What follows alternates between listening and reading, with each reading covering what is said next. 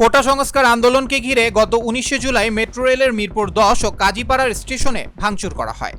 Metro rail সংশ্লিষ্টরা জানিয়েছেন, মিরপুর 10 ও কাজীপাড়া মেট্রো রেল স্টেশনের সম্ভাব্য ক্ষয়ক্ষতির পরিমাণ প্রায় 500 কোটি টাকা। মেট্রো রেল বর্তমান সরকারের অগ্রাধিকার ভিত্তিক অন্যতম একটি মেগা প্রকল্প।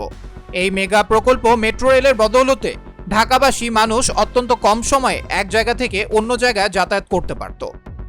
ধারণা করা হচ্ছে, মেগা প্রকল্পটি ধ্বংস করে দেয়াই ছিল নাশকতাকারীদের প্রধান লক্ষ্য।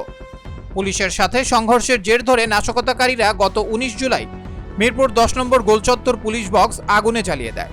সেই লেলিহান আগুন মেট্রো রেল পর্যন্ত ছড়িয়ে পড়ে। এছাড়া মেট্রো রেলের মিরপুর 10 ও কাজীপাড়া স্টেশন ভাঙচুর ও অগ্নিসংযোগ করে নাশকতাকারীরা। এতে ব্যাপক ক্ষয়ক্ষতি হয় স্টেশন দুটির। মিরপুর 10 স্টেশনের যেদিকে চোখ যায় শুধুই ভাঙা কাচ, ছড়িয়ে ছিটিয়ে থাকা ভাঙা আসবাবপত্র, বৈদ্যুতিক cable, fan, vending machine, computer monitor সহ নানা ধরনের জিনিসপত্র। এমনকি টিকিট কাউন্টার, এমআরটি পাস বিক্রির কাউন্টারগুলোতে কাজে লাগানোর মতো অবশিষ্ট কিছুই নেই। সিসি ক্যামেরাগুলো ভেঙে ফেলা হয়েছে, বৈদ্যুতিক কেবল টেনে ছিঁড়ে ফেলা হয়েছে। জরুরি ফায়ার ফাইটিংয়ের জন্য রাখা টুলস বক্সটি ভেঙে ধারালো কুড়াল বের করে কুপিয়ে সব তছনছ করেছে হামলাকারীরা। অন্যদিকে হামলায় কাজীপাড়া স্টেশনটিও ব্যাপক ক্ষতিগ্রস্ত হয়েছে।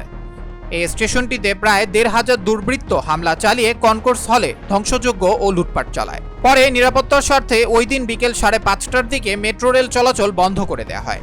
কবে নাগাদ আবার মেট্রো রেল চালু হবে সেই বিষয়ে এখনও স্পষ্ট কিছু বলতে পারছে না Dhaka mass transit company limited. Metro rail সূত্রে জানা গেছে, মিরপুর 10 ও কাজীপাড়া মেট্রো রেল স্টেশন পুনরায় চালু করতে 6 মাস থেকে 1 বছর লেগে যাবে। এদিকে এই স্টেশন দুটিতে ক্ষতিগ্রস্ত সব যন্ত্রপাতি জার্মানি থেকে এনে নতুন করে বসাতে হবে, পাশাপাশি কারিগরি প্রক্রিয়াও সম্পন্ন করতে হবে।